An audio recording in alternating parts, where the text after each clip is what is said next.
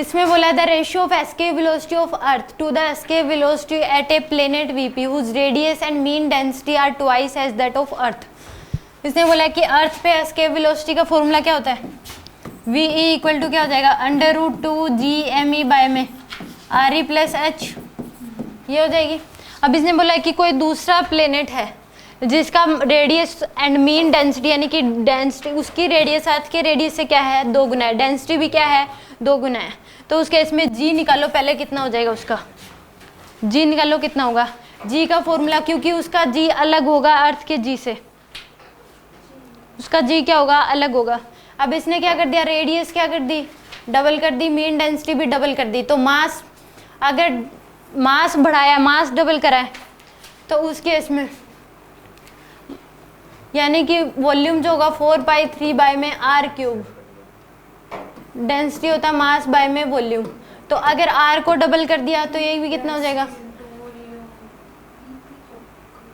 Density होता mass by volume, तो मास क्या हो जाएगा, डेंसिटी इनटू में वॉल्यूम। तो मास को भी क्या कर, रेडियस को डेंसिटी अगर डबल करिए तो 2 रो हो जाएगी। वेलोसिटी क्या कर दी इसने, रेडियस भी ट्वाइस करा है, तो वॉल्यूम कितना हो जाएगा,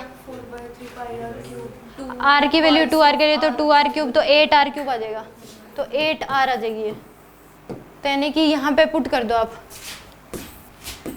Vp जो आएगी वो क्या आ जाएगी, √2 की जगह क्या पुट करोगे, मास की वैल्यू, मास होता है डेंसिटी इनटू वॉल्यूम, यानी कि 16 रो आर पुट करोगे।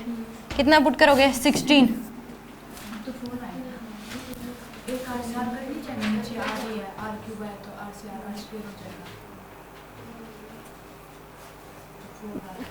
नहीं दो, इसमें भी मास, अगर मास लिखोगे डेंसिटी इनटू वॉल्यूम तो इसमें भी आर क्यूब आएगा, इसमें भी आर क्यूब आएगा। तो मास जो है वो 8 गुना, मास जो 16 टाइम्स हो जाएगा ना मास।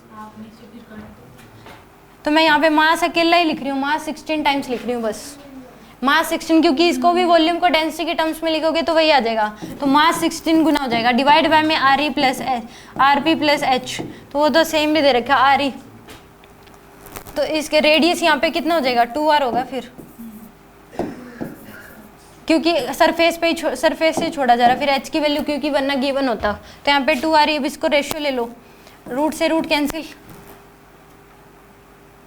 2 से ये 2 कैंसिल, g से g कैंसिल, m से ये m कैंसिल, तो कितना आ जाएगा, और r e से r कैंसिल। तो ऊपर बच गया आपके पास कुछ भी नहीं, 1 डिवाइड बाय में नीचे कितना है 8 √8। तो यहाँ से आपका आंसर कितना आ जाना चाहिए, यानी कि 1:2√2 आ जाएगा। 1 रेशियो क्या आ जाएगा, 2√2, तो बी ऑप्शन आ जाएगा। आगे समझ, यानी कि रेडियस और डेंसिटी को डबल करने से दोनों, अगर रेडियस भी से पता लगे, रेडियस भी डबल कर दी, डेंसिटी भी डबल कर दी, तो मास 16 टाइम्स हो जाएगा। ठीक है, इससे निकाल सकते हो आप। आगे समझ।